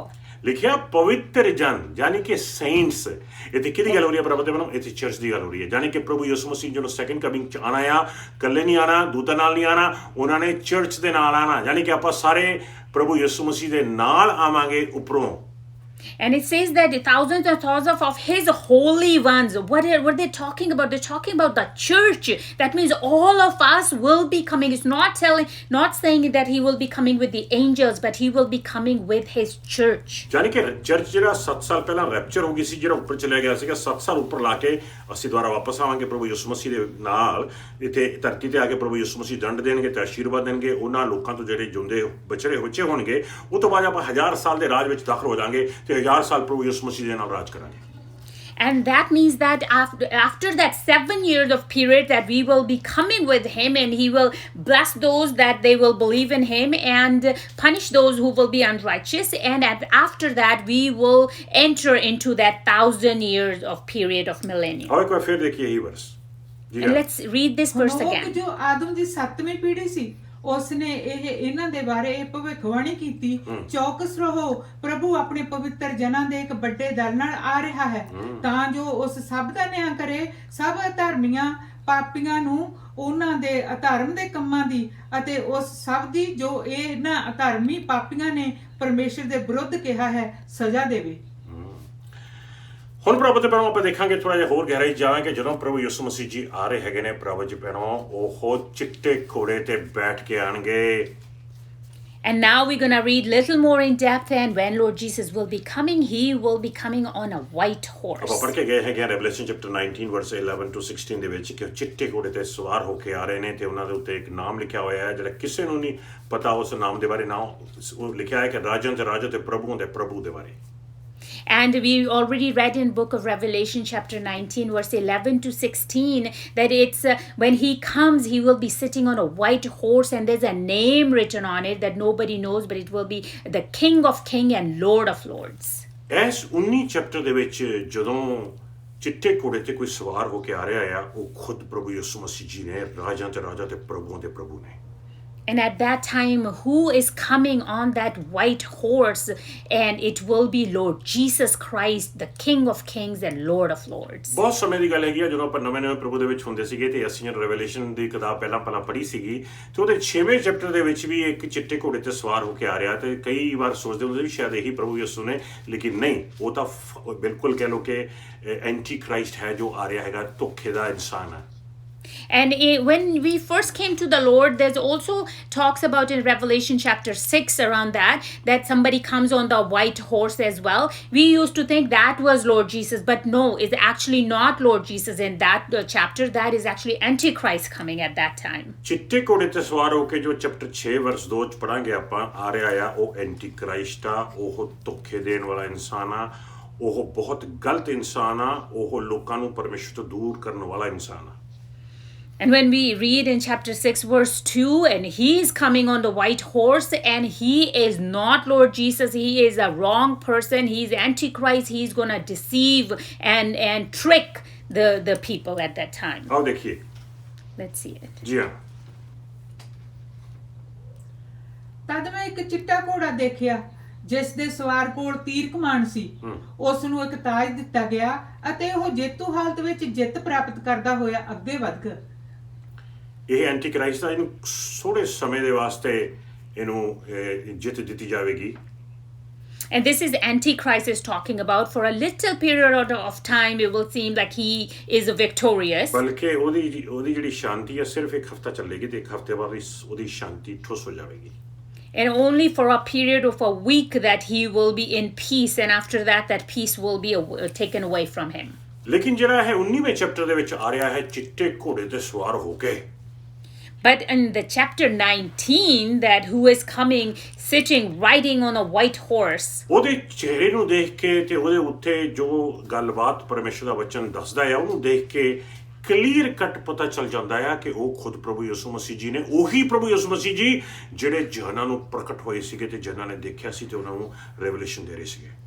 and at the time when we read the Revelation 19, and this person when is coming on the riding on the white horse, just by seeing his face, his blazing fiery eyes, we can tell that he is the same Lord Jesus who was there with John at the time. ਦੇਖੋ ਜਦੋਂ ਯਹੋਨਾ ਨੂੰ ਇਹ revolution ਮਿਲੀ ਸੀ, ਪੜਾਂਗੇ ਆਪ John ਆਪਣਾ revolution ਦੀ ਕਿਤਾਬ ਦੇ ਵਿੱਚ ਪਹਿਲਾ ਚੈਪਟਰ ਦੇਖੋ ਤੁਸੀਂ ਉਹਦਾ, ਤੇ ਉਹਦੇ 12ਵੇਂ ਵਰਸ ਤੋਂ ਲੈ ਕੇ 16ਵੇਂ ਵਰਸ ਦੇ ਵਿੱਚ ਦੇਖਾਂਗੇ ਜਦੋਂ ਯਹੋਨਾ ਨੇ ਸਭ ਤੋਂ ਪਹਿਲਾਂ ਉਹਨੇ ਆਵਾਜ਼ ਸੁਣੀ ਪਿੱਛੇ, ਜਦੋਂ ਪਿੱਛੇ ਨੂੰ ਮੁੜ ਕੇ ਦੇਖਿਆ ਤੇ ਉੱਥੇ ਉਹਨੂੰ ਪ੍ਰਭੂ ਯਿਸੂ ਮਸੀਹ ਨਜ਼ਰ ਆਏ, ਲੇਕਿਨ ਕੀ ਜਲਾਲ 'ਚ ਨਜ਼ਰ ਆਏ, ਉਹੀ ਜਲਾਲ ਦੇ ਵਿੱਚ ਹੁਣ ਇਹ ਚਿੱਟੇ ਘੋੜੇ ਤੇ ਬੈਠ ਕੇ ਵਾਪਸ ਆ ਰਹੇ ਨੇ। And in Revelation 1, we will see when John saw that revelation and he saw Lord Jesus, and that same way he saw Jesus then, the same way Jesus is being shown in chapter 19. ਚਿੱਟੇ ਘੋੜੇ ਤੇ ਬੈਠ ਕੇ ਜੋ ਆ ਰਿਹਾ ਹੈ ਉਹਦੀ ਜਿਹੜੀ ਡਿਸਕ੍ਰਿਪਸ਼ਨ ਆ ਬਿਲਕੁਲ ਉਹਦੇ ਨਾਲ ਮਿਲਦੀ ਆ ਜੋ ਯਹੋਨਾ ਨੇ ਪਹਿਲੇ ਚੈਪਟਰ ਦੇ ਵਿੱਚ ਦੇਖਿਆ ਸੀਗਾ। And when Lord Jesus is coming on white horse, riding on a white horse, the description in chapter 19 is exactly the same of description in chapter 1 when John saw Lord Jesus on the white horse. ਆਓ ਪੜਾਂਗੇ Revelation chapter 1 verse 12 to 16। ਜੀ ਹਾਂ, ਇਸ ਆਵਾਜ਼ ਨੂੰ ਸੁਣ ਕੇ ਮੈਂ ਪਿੱਛੇ ਮੁੜ ਕੇ ਦੇਖਿਆ ਕਿ ਇਹ ਕਿਸ ਦੀ ਆਵਾਜ਼ ਹੈ। ਸੋ ਜਦੋਂ ਮੈਂ ਪਿੱਛੇ ਮੁੜ ਕੇ ਦੇਖਿਆ ਤਾਂ ਮੈਂ ਸੋਨੇ ਦੇ 7 ਸ਼ਮਾਦਾਨ ਦੇਖੇ ਅਤੇ ਉਹਨਾਂ ਵਿਚਕਾਰ ਇੱਕ ਜਨ ਨੂੰ ਜੋ ਮਨੁੱਖ ਦੇ ਪੁੱਤਰ ਵਰਗਾ ਸੀ ਦੇਖਿਆ, ਜਿਸ ਦੇ ਪੈਰਾਂ ਤੱਕ ਇੱਕ ਲੰਮਾ ਚੋਗਾ ਪਾਇਆ ਹੋਇਆ ਸੀ ਅਤੇ ਆਪਣੀ ਛਾਤੀ ਤੇ ਇੱਕ ਸੋਨੇ ਦਾ ਪਟਕਾ ਬੰਨਿਆ ਹੋਇਆ ਸੀ। ਉਸ ਦੇ ਸਿਰ ਦੇ ਵਾਲ ਦੁੱਧ ਦੀ ਤਰ੍ਹਾਂ ਅਰਥਾਤ ਚਿੱਟੀ ਉੱਨ ਦੀ ਤਰ੍ਹਾਂ ਚਿੱਟੇ ਸਨ ਅਤੇ ਉਸ ਦੀਆਂ ਅੱਖਾਂ ਵਿੱਚ ਅੱਗ ਦੀ ਤਰ੍ਹਾਂ ਚਮਕ ਸੀ। ਉਸ ਦੇ ਪੈਰ ਭੱਠੀ ਦੇ ਵਿੱਚ ਪਿਘਲਾ ਕੇ ਸਾਫ਼ ਕੀਤੀ ਕੀਮਤੀ ਧਾਤ ਦੀ ਤਰ੍ਹਾਂ ਸੀ। ਉਸ ਦੀ ਆਵਾਜ਼ ਕਈ ਝਰਨਿਆਂ ਦੇ ਡਿੱਗਣ ਦੀ ਆਵਾਜ਼ ਵਰਗੀ ਜ਼ੋਰਾਦਾਰ ਸੀ। ਉਸ ਦੇ ਸੱਜੇ ਹੱਥ ਵਿੱਚ 7 ਤਾਰੇ ਸਨ। ਉਸ ਦੇ ਮੂੰਹ ਵਿੱਚੋਂ 2 ਧਾਰੀ ਤੇਜ਼ ਤਲਵਾਰ ਨਿਕਲ ਰਹੀ ਸੀ ਅਤੇ ਉਸ ਦਾ ਚਿਹਰਾ ਦੁਪਹਿਰ ਦੇ ਚਮਕਦੇ ਸੂਰਜ ਦੀ ਤਰ੍ਹਾਂ ਸੀ। ਵਾਓ, ਪ੍ਰਭੂ ਨੂੰ ਪੜ੍ਹ ਕੇ ਹੀ ਕੁਝ ਹੋਣ ਲੱਗ ਜਾਂਦਾ। ਤੁਸੀਂ ਆਪੇ ਸੋਚੋ ਜਦੋਂ ਉਹ ਚਿੱਟੇ ਘੋੜੇ ਤੇ ਬੈਠ ਕੇ ਆਣਗੇ ਉਦੋਂ ਕੀ ਹਾਲ ਹੋਏਗਾ ਇਸ ਦੁਨੀਆ ਦਾ। Amen, brothers and sisters, just by reading this description, we are feeling his presence. Just imagine when he'll actually be coming riding on the white horse, what will happen at that time? ਜਦੋਂ ਉਹ ਵਚਨ ਪੜ੍ਹਿਆ ਗਿਆ ਬਿਲਕੁਲ ਇੱਕਦਮ ਮੈਂ ਮਹਿਸੂਸ ਕਰ ਰਿਹਾ ਹੈਗਾ ਪਰਮੇਸ਼ਰ ਦਾ ਮਸਾ ਜ਼ੋਰਾਂ ਸ਼ੋਰਾਂ ਦੇ ਨਾਲ। ਮੈਂ ਵਿਸ਼ਵਾਸ ਕਰਦਾ ਕਿ ਤੁਸੀਂ ਵੀ ਆਪਣੇ ਘਰਾਂ ਦੇ ਵਿੱਚ ਪਰਮੇਸ਼ਰ ਦੀ ਹਜ਼ੂਰੀ, ਪਰਮੇਸ਼ਰ ਦਾ ਮਸਾ ਮਹਿਸੂਸ ਕਰ ਰਹੇ ਹੋ। ਰੱਬ ਤੁਹਾਨੂੰ ਛੂ ਰਿਹਾ, ਰੱਬ ਤੁਹਾਡੇ ਦਿਲਾਂ ਨੂੰ ਤਿਆਰ ਕਰ ਰਿਹਾ, ਪ੍ਰਪੇਅਰ ਕਰ ਰਿਹਾ ਹੈ। Hallelujah. When this word was read, I completely felt the strong presence and anointing of the Lord. And I believe at your houses, wherever you are right now, listening to this word, you are also being touched and prepared by the Lord. ਉਹ ਜਿਹੜਾ ਚਿੱਟੇ ਘੋੜੇ ਤੇ ਬਹਿ ਕੇ ਆਉਂਦਾ 6ਵੇਂ chapter ਦੇ ਵਿੱਚ ਉਹਦੇ ਉੱਤੇ ਉਹਦੇ ਸਿਰ ਤੇ ਇੱਕ ਮੁਕਟ ਰੱਖਿਆ ਹੋਇਆ ਹੈ। And the one who comes in chapter 6, he's coming on a white horse. He has one crown on his head, it says. ਲੇਕਿਨ ਇਸ 19ਵੇਂ ਚੈਪਟਰ ਦੇ ਵਿੱਚ ਜੋ ਇਸ ਚਿੱਟੇ ਘੋੜੇ ਤੇ ਬੈਠ ਕੇ ਆ ਰਹੇ ਹੈਗੇ ਨੇ ਲਿਖਿਆ ਹੈ many crowns ਉਹਦੇ ਸਿਰ ਤੇ ਰੱਖੇ ਹੋਏ ਨੇ। many crowns. And in the chapter 19, on the other hand, it says many crowns are on his head. ਜਾਣੀ ਕਿ ਸਾਰੇ ਦੇਸ਼ਾਂ ਦਾ ਰਾਜਾ, ਰਾਜਾਂ ਦਾ ਰਾਜਾ ਤੇ ਪ੍ਰਭੂਆਂ ਦਾ ਪ੍ਰਭੂ। That means that he is the king of all the nations, the king of kings and lord of lords. ਤਕਰੀਬਨ ਅੱਜ ਕੱਲ੍ਹ ਤੁਸੀਂ ਲਾ ਲਓ ਗਿਣਤੀ ਦੇ ਤਕਰੀਬਨ 240 ਦੇ ਨੇੜੇ ਤੇੜ ਦੇਸ਼ ਹੈਗੇ ਨੇ, 240 ਦੇ ਨੇੜੇ ਤੇੜ ਦੇਸ਼ ਹੈਗੇ ਨੇ। And now there's around about 240 countries. ਸਾਰਿਆਂ ਦਾ ਰਾਜਾ, ਸਾਰਿਆਂ ਦਾ ਪ੍ਰਭੂ। He's the king of everyone and the lord of all of them. ਤੇ ਪ੍ਰਭੂ ਜਿਹੜਾ ਇੱਕ ਨਾਮ ਲਿਖਿਆ ਹੋਇਆ ਹੈਗਾ ਆ ਉਹਦੇ ਉੱਤੇ, ਉਹ ਨਾਮ ਇਹ ਕਹਿ ਲਓ ਕਿ ਸਿਰਫ ਕਹਿ ਲਓ ਕਿ ਕਿਸੇ ਨੂੰ ਨਹੀਂ ਪਤਾ ਉਸ ਨਾਮ ਦਾ ਮਤਲਬ ਕੀ ਹੈ। And there's a name written on it, but it says that nobody knows what that means. ਸਿਰਫ ਪ੍ਰਭੂ ਨੂੰ ਹੀ ਪਤਾ ਹੈ ਉਹਦਾ ਨਾਮ ਦਾ ਮਤਲਬ ਕੀ ਹੈ। ਮੇਰਾ ਖਿਆਲ ਹੈ ਕਿ ਪਿਤਾ ਨੇ ਉਹ ਨਾਮ ਨੂੰ ਦਿੱਤਾ ਹੈ ਕਿਉਂਕਿ ਉਹ ਇੱਕ ਐਸਾ ਇਨਸਾਨ ਆ ਜੋ 100% ਇਨਸਾਨ ਵੀ ਹੈ ਤੇ ਨਾਲੇ 100% ਰੱਬ ਵੀ ਆ।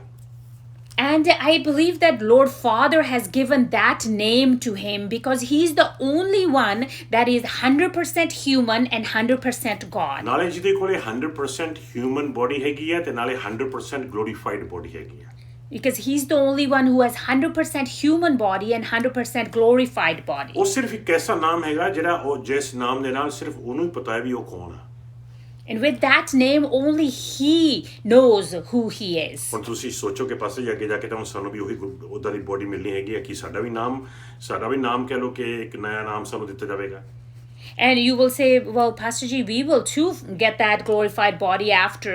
So will we be given a different name as well? ਬਿਲਕੁਲ Yes.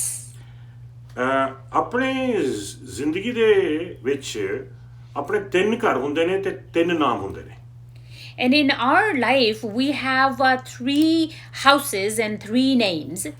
ਪਹਿਲਾ ਘਰ ਜਿਹੜਾ ਹੈਗਾ ਆ ਉਹ ਆਪਣੇ ਮਾਂ-ਬਾਪ ਦਾ ਘਰ ਹੁੰਦਾ ਆ ਜਿੱਥੇ ਅਸੀਂ ਪੈਦਾ ਹੁੰਦੇ ਆ ਤੇ ਮਾਂ-ਬਾਪ ਸਾਨੂੰ ਇੱਕ ਨਾਮ ਦਿੰਦੇ ਨੇ And first house is our parents' house where our parents give us a name.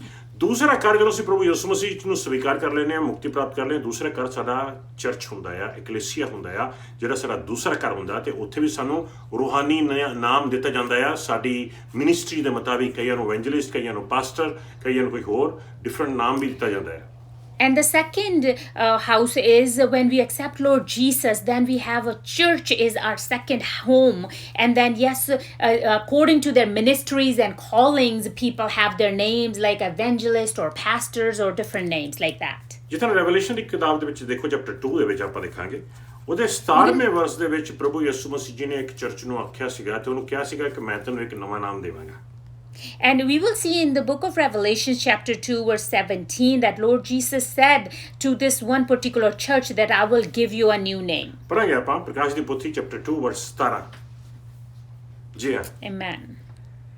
ਜਿਸ ਦੇ ਕੰਨ ਹਨ ਉਹ ਸੁਣੇ ਕਿ ਪਵਿੱਤਰ ਆਤਮਾ ਵਿਸ਼ਵਾਸ ਸੰਗਤਾਂ ਨੂੰ ਕੀ ਕਹਿੰਦਾ ਹੈ ਜੋ ਜਿੱਤ ਪ੍ਰਾਪਤ ਕਰਦਾ ਹੈ ਉਸ ਨੂੰ ਮੈਂ ਗੁਪਤ ਦੇਵੀ ਭੋਜਨ ਦੇਵਾਂਗਾ ਉਸ ਨੂੰ ਮੈਂ ਇੱਕ ਚਿੱਟਾ ਪੱਥਰ ਵੀ ਦੇਵਾਂਗਾ ਜਿਸ ਤੇ ਇੱਕ ਨਵਾਂ ਨਾਂ ਉਕਰਿਆ ਹੋਇਆ ਹੋਵੇਗਾ ਜਿਸ ਨੂੰ ਕੋਈ ਦੂਜਾ ਸਿਵਾਏ ਉਸ ਦੇ ਪ੍ਰਾਪਤ ਕਰਤਾ ਦੇ ਨਹੀਂ ਜਾਣਦਾ ਹੋਵੇਗਾ ਬਿਲਕੁਲ ਸਿਰਫ ਪ੍ਰਭੂ ਯਿਸੂ ਮਸੀਹ ਉੱਤੇ ਦਾ ਨਾਮ ਲਿਖਿਆ ਸੀਗਾ ਕਿਸੇ ਨੂੰ ਨਹੀਂ ਪਤਾ ਸਿਰਫ ਪ੍ਰਭੂ ਯਿਸੂ ਮਸੀਹ ਨੂੰ ਹੀ ਪਤਾ ਆ ਉਹ ਨਾਮ ਕਿਹੜਾ ਆ ਬਿਲਕੁਲ ਉਸੇ ਤਰ੍ਹਾਂ ਇੱਕ ਤੁਹਾਨੂੰ ਵੀ ਇੱਕ ਨਾਮ ਦਿੱਤਾ ਜਾਵੇਗਾ ਪ੍ਰਭੂ ਦੇ ਪਹਿਲੋਂ ਰੂਹਾਨੀ ਤੌਰ ਤੇ ਜਦੋਂ ਆਪਾਂ ਚੱਕੇ ਜਾਵਾਂਗੇ ਆਪਾਂ ਗਲੋਰੀਫਾਈਡ ਬੋਡੀ ਵਿੱਚ ਹੋਵਾਂਗੇ ਉਹ ਨਾਮ ਕਿਸੇ ਨੂੰ ਨਹੀਂ ਪਤਾ ਤੁਹਾਨੂੰ ਹੀ ਪਤਾ ਹੋਵੇਗਾ ਉਸ ਨਾਮ ਦਾ ਮੈਂ ਵਿਸ਼ਵਾਸ ਕਰਦਾ ਕਿ ਅੱਗੇ ਜਾ ਕੇ ਉਹ ਨਾਮ ਖੁੱਲਣਗੇ ਲੇਕਿਨ ਹਜੇ ਸਿਰਫ ਤੁਹਾਨੂੰ ਹੀ ਪਤਾ ਹੋਵੇਗਾ And just like Lord Jesus had that name that only he knew about it, the same way in this verse as well, we will be also given a name. Nobody else will know that name. Only we will know that name when we will come back in the glorified body. But I believe maybe later on those names will be opened and then we can find out. ਜਿੱਦਾਂ ਤੁਸੀਂ ਲਗਾ ਲਓ ਚੇਲਿਆਂ ਦੇ ਕਰਤੱਵ chapter 4 ਦੇਖਾਂਗੇ ਉਹਦਾ 36ਵਾਂ ਤੇ 37ਵਾਂ ਵਰਸ ਦੇ ਵਿੱਚ ਬਰਨਬਾਸ ਜਿਹੜਾ ਹੈਗਾ ਆ ਬਰਨਬਾਸ ਦੀ ਗੱਲ ਹੁੰਦੀ ਹੈ And we're going to see in the book of Acts chapter 4 verse 36 and 37 it talks about Barnabas there. ਹੁਣ ਤੁਹਾਨੂੰ ਪਤਾ ਕਿ ਬਰਨਬਾਸ ਦੇ ਮਾਤਾ ਪਿਤਾ ਨੇ ਜਦੋਂ ਬਰਨਬਾਸ ਦਾ ਨਾਮ ਪਾਇਆ ਸੀਗਾ ਉਹਦਾ ਨਾਮ ਬਰਨਬਾਸ ਨਹੀਂ ਪਾਇਆ ਸੀਗਾ ਉਹਦਾ ਨਾਮ ਜੋਸਫ ਸੀਗਾ And Barnabas actually did not had this name when the parents gave him a name Joseph at first when he was a baby. Joseph ਮਿਲਿਆ ਸੀਗਾ ਦੂਸਰਾ ਨਾਮ ਉਹ ਚਰਚ ਵਿੱਚ ਜਾ ਕੇ ਫਿਰ ਚਰਚ ਵਾਲਿਆਂ ਨੇ ਉਹਦਾ ਨਾਮ ਬਰਨਬਾਸ ਰੱਖਤਾ ਸੀਗਾ ਜਿਹਦਾ ਇੱਕ ਖਾਸ ਮਤਲਬ ਆ ਲੇਕਿਨ ਉਹ ਤੋਂ ਬਾਅਦ ਜਦੋਂ ਆਪਾਂ ਉੱਪਰ ਹੋਵਾਂਗੇ ਪ੍ਰਭੂ ਦੇ ਕੋਲੇ ਉਦੋਂ ਪ੍ਰਭੂ ਤੋਂ ਤੀਜਾ ਨਾਮ ਹੋਵੇਗਾ ਯਾਨੀ 3 ਨਾਮ ਤੇ 3 ਘਰ And so as we know the Barnabas first has his name Joseph and when he went to the church when he followed Lord Jesus at that time the church has given the second name Barnabas and after that when we come back with the Lord then we will be given a third name so we all will be given names like that as well. By the way ਤੀਸਰਾ ਘਰ ਜਿਹੜਾ ਹੈਗਾ ਆ ਉਹ ਆਪਣਾ new ਜੈਰੂਸਲਮ ਹੋਵੇਗਾ ਜਿਹਦੇ ਵਿੱਚ ਆਪਾਂ ਵਾਸ ਕਰਾਂਗੇ And the third house will be our new Jerusalem where we will be abiding. ਆਓ ਪੜਾਂਗੇ ਜੀ ਹਾਂ ਚੇਲਿਆਂ ਦੇ ਕਰਤੱਵ And we're going to read it again in the book of Acts. Chapter 4 ਵਰਸ 36 ਤੇ 37 Chapter 4 verse 36 and 37. ਇਸੇ ਤਰ੍ਹਾਂ ਯੂਸਫ ਜੋ ਕਪੁਰਸ ਦਾ ਰਹਿਣ ਵਾਲਾ ਇੱਕ ਲੇਵੀ ਸੀ ਜਿਸ ਦਾ ਉਪਨਾਮ ਪ੍ਰਮੁੱਖ ਚੇਲਿਆਂ ਨੇ ਬਰਨਬਾਸ ਰੱਖਿਆ ਸੀ ਅਰਥਾਤ ਉਤਸ਼ਾਹ ਦਾ ਪੁੱਤਰ ਜਾਨੀ ਕਿ ਉਹਦੀ ਮਿਨਿਸਟਰੀ ਦੇਖ ਕੇ ਉਹਦੇ ਉੱਤੇ ਅਨੋਇੰਟਿੰਗ ਦੇਖ ਕੇ ਜੋਸਫ ਨਾਮ ਸੀਗਾ ਪਹਿਲਾ ਮਾਂ-ਬਾਪ ਨੇ ਰੱਖਿਆ ਹੋਇਆ ਉਹ ਚਰਚ ਵਾਲਿਆਂ ਨੇ ਉਹਦਾ ਨਾਮ ਜਿਹੜਾ ਆ ਬਰਨਬਾਸ ਰੱਖਤਾ ਸੀ ਜਾਨੀ ਕਿ ਇਨਕਰੇਜਮੈਂਟ ਦਾ ਪੁੱਤਰ And first, the parents had given him the name Joseph, but after that, the church changed his name into Barnabas, which means son of encouragement. The church saw how encouraged he was, how he was. That was kind of his ministry, his calling. So he was given name according to that. ਹੁਣ ਦੇਖੋ ਭਰਾਵਾਂ ਤੇ ਭੈਣੋ, ਜਦੋਂ ਪ੍ਰਭੂ ਯਿਸੂ ਮਸੀਹ ਜੀ ਚਿੱਟੇ ਘੋੜੇ ਤੇ ਬੈਠ ਕੇ ਆ ਰਹੇ ਨੇ, And now again, let's see when Lord Jesus is coming riding on a white horse. ਲਿਖਿਆ ਆ ਕਿ ਜਿਹੜੇ ਕੱਪੜੇ, ਜਿਹੜੇ ਚੋਗਾ ਉਹ ਪਾ ਕੇ ਆ ਰਹੇ ਨੇ, ਜਿਹੜੇ ਕੱਪੜੇ ਪਾ ਕੇ ਆ ਰਹੇ ਨੇ, ਉਹ ਕੱਪੜੇ ਜਿਸ ਤਰ੍ਹਾਂ ਉਹਨਾਂ ਦਾ ਰੰਗ ਇਦਾਂ ਆ ਜਿੱਦਾਂ ਲਹੂ ਦੇ ਵਿੱਚ ਡੁਬੋ ਕੇ ਕੱਢੇ ਹੋਣ. And it says that the clothes that the robe that he's wearing, it's like a red, as if it has been dipped in blood. ਮੈਂ ਵਿਸ਼ਵਾਸ ਕਰਦਾ ਹਾਂ ਕਿ ਸ਼ਾਇਦ ਪ੍ਰਭੂ ਯਿਸੂ ਮਸੀਹ ਨੇ ਉਹ ਕੱਪੜੇ ਵਾਕਈ ਲਹੂ ਦੇ ਵਿੱਚ ਡੁਬੋ ਕੇ ਕੱਢੇ ਨੇ. ਕਿਹੜਾ ਲਹੂ? ਉਹੀ ਲਹੂ ਜੋ ਸਵਰਗ ਦੇ ਵਿੱਚ ਹੈ, ਪਰਮੇਸ਼ਰ ਪਿਤਾ ਦੇ ਸਾਹਮਣੇ ਪ੍ਰੈਜ਼ੈਂਟ ਕੀਤਾ ਗਿਆ ਹੈਗਾ ਆ, ਜਿਹੜਾ ਪ੍ਰਭੂ ਨੇ ਸਲੀਬ ਤੇ ਡੋਲਿਆ ਸੀਗਾ ਆਪਣੇ ਸਾਰਿਆਂ ਵਾਸਤੇ. And I believe that maybe, yes, that robe is actually dipped in the blood. Which blood? That same blood that is presented in front of the Father in heaven, the blood that Lord Jesus shed on the cross for all of us. ਯਾਨੀ ਕਿ ਦੁਨੀਆ ਨੇ ਜਿਹੜਾ ਲਹੂ ਬਹਾਇਆ ਪ੍ਰਭੂ ਯਿਸੂ ਮਸੀਹ ਦਾ ਸਲੀਬ ਦੇ ਉੱਤੇ, ਹੁਣ ਉਹੀ ਲਹੂ ਪਹਿਨ ਕੇ ਆ ਰਹੇ ਹੈਗੇ ਨੇ ਦੁਨੀਆ ਦਾ ਹਿਸਾਬ ਕਿਤਾਬ ਕਰਨ ਵਾਸਤੇ. And that means the Lord Jesus that poured his blood for this world, and now with the same blood dipped robe, he's coming back here again to judge this world. ਵਚਨ ਆਖਦਾ ਆ ਕਿ ਉਹ ਇੱਕ ਜਿੱਤ ਲੈ ਕੇ ਆ ਰਹੇ ਨੇ, ਜਿੱਤਣ ਆ ਰਿਹਾ ਆ. ਉਹ ਇੱਕ ਐਸਾ ਵਾਰੀਅਰ ਹੈਗਾ ਆ ਜਿਹੜਾ ਵਿਕਟੋਰੀਅਸ ਆ, ਜਿੱਤੂ ਆ. And the word says that he is a warrior, that he is victorious. ਅਬਰਾਨੀਆਂ ਦਾ ਪਹਿਲਾ ਚੈਪਟਰ ਜੇ ਆਪਾਂ ਦੇਖੀਏ ਧਿਆਨ ਦੇ ਨਾਲ, ਉਹਦੇ ਤੀਸਰੇ ਵਰਸ ਦੇ ਵਿੱਚ ਥੋੜਾ ਜਿਹਾ ਬਿਆਨ ਕੀਤਾ ਜਾਂਦਾ ਹੈਗਾ ਆ ਉਸ ਪ੍ਰਭੂ ਯਿਸੂ ਮਸੀਹ ਜੀ ਦੇ ਉੱਤੇ ਜਿਹੜਾ ਜਲਾਲ ਨਜ਼ਰ ਆਉਂਦਾ ਹੈ, ਜਿਹੜੀ ਮਹਿਮਾ ਨਜ਼ਰ ਆਉਂਦੀ ਆ, ਉਹ ਮਹਿਮਾ, ਉਹ ਜਲਾਲ ਖੁਦ ਉਹਨੂੰ ਰਿਪਰੈਜ਼ੈਂਟ ਕਰਦੀ ਆ. And we're going to see in the book of Hebrews chapter 1 verse 3 that glory that is shown on Lord Jesus, that glory is representing him. ਜੀ ਹਾਂ, ਉਹ ਪਰਮੇਸ਼ਰ ਦੀ ਮਹਿਮਾ ਦਾ ਤੇਜ ਅਤੇ ਉਸ ਦੇ ਪਰਮ ਤੱਤ ਦਾ ਪ੍ਰਗਟਾਵਾ ਹੈ. ਉਹੀ ਆਪਣੇ ਸ਼ਕਤੀਸ਼ਾਲੀ ਸ਼ਬਦਾਂ ਦੁਆਰਾ ਸਾਰੀ ਸ੍ਰਿਸ਼ਟੀ ਨੂੰ ਸੰਭਾਲਦਾ ਹੈ. ਉਸ ਨੇ ਜਦੋਂ ਮਨੁੱਖੀ ਪਾਪਾਂ ਦੀ ਮੁਕਤੀ ਦਾ ਕੰਮ ਖਤਮ ਕਰ ਲਿਆ ਤਾਂ ਉਹ ਫਿਰ ਪਰਮ ਪ੍ਰਧਾਨ ਦੇ ਸੱਜੇ ਹੱਥ ਜਾ ਬੈਠਾ.